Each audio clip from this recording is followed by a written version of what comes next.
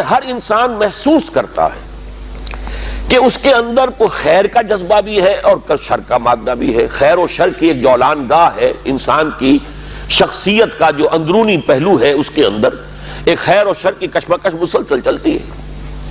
چنانچہ جدید سائیکالوجی نے بھی آپ کو معلوم ہے کہ جس کے بابا آدم اب فرائیڈ شمار ہوتے ہیں، انہوں نے انڈ اور لیبیڈو، یہ تو ہے حیوانی تقاضوں کے لیے.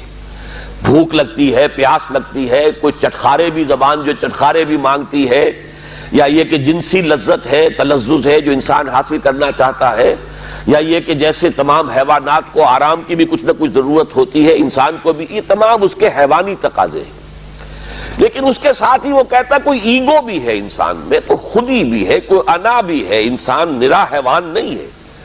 اگرچہ جو فلسفہ ڈارون کا ہے اس نے تو انسان کو نرا حیوان بنا دیا، وہ تو اس کے علاوہ کسی اور چیز کو کسی درجے میں بھی تسلیم اور ریکگنائز ہی نہیں کرتا.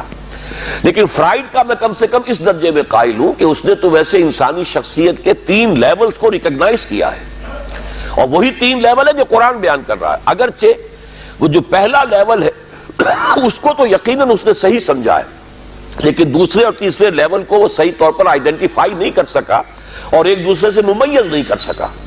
یعنی انڈ اور لیبیڈو یہ تو حیوانی تقاضے ہیں جس کو قرآن کہتا ہے نفس امارہ، انسان کا وہ نفس کہ جو اسے بدی کا حکم دیتا ہے.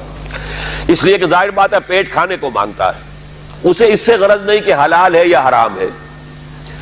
چٹخارا جو ہے وہ تو اپنی تسکین چاہتا ہے، اسے اس سے بحث نہیں کہ کوئی چیز جائز ہے یا ناجائز ہے. شہوت کا جذبہ جب برانگیختہ ہوتا ہے تو اسے تو اپنی تسکین چاہیے، سیکشول گریٹیفیکیشن جسے آپ کہتے ہیں، سینشول گریٹیفیکیشن. اسے اس سے بحث نہیں کہ جائز راستہ ہے یا ناجائز راستہ ہے، لہذا وہ حد اعتدال سے تجاوز کرے گا، صحیح راستے سے ہٹے گا. یہ گویا کہ اس کی سرشت کے اندر ہے. اس لیے ان نفس لامارۃ بالسوء یہ انڈ یا لیبیڈو ہو گیا. دوسرا لیول وہ کہتا ہے ایگو ہے. تیسرا وہ سپر ایگو کہتا ہے.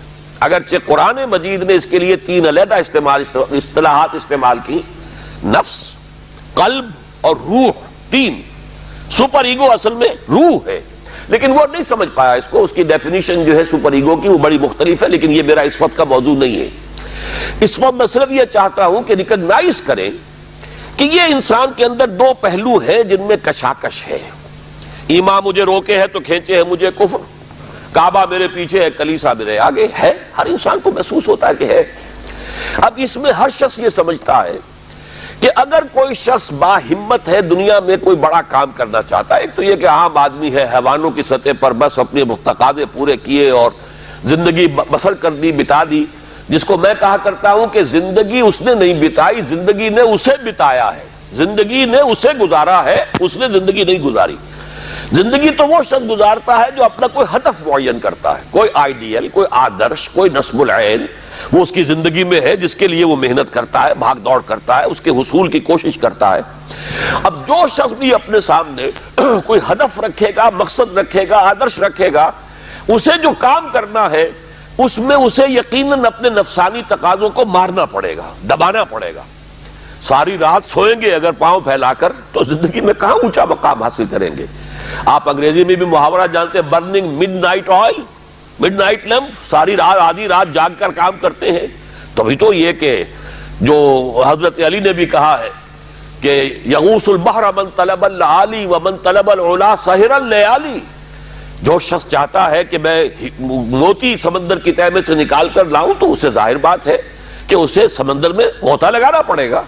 اسی طریقے سے جو زندگی میں اونچا مقام چاہتا ہے اسے راتوں کو جاگنا پڑے گا. ومن طلب العلا سہر اللیالی ومن طلب العلا من غیر قد اضاع العمر فی طلب المحال. بغیر محنت اور کوشش کے اگر کوئی شخص چاہتا ہے کہ کوئی اونچا مقام حاصل ہو جائے تو وشفل تھنکنگ میں وہ اپنی زندگی ضائع کر بیٹھتا ہے، کوئی اونچا مقام حاصل نہیں کر سکتا.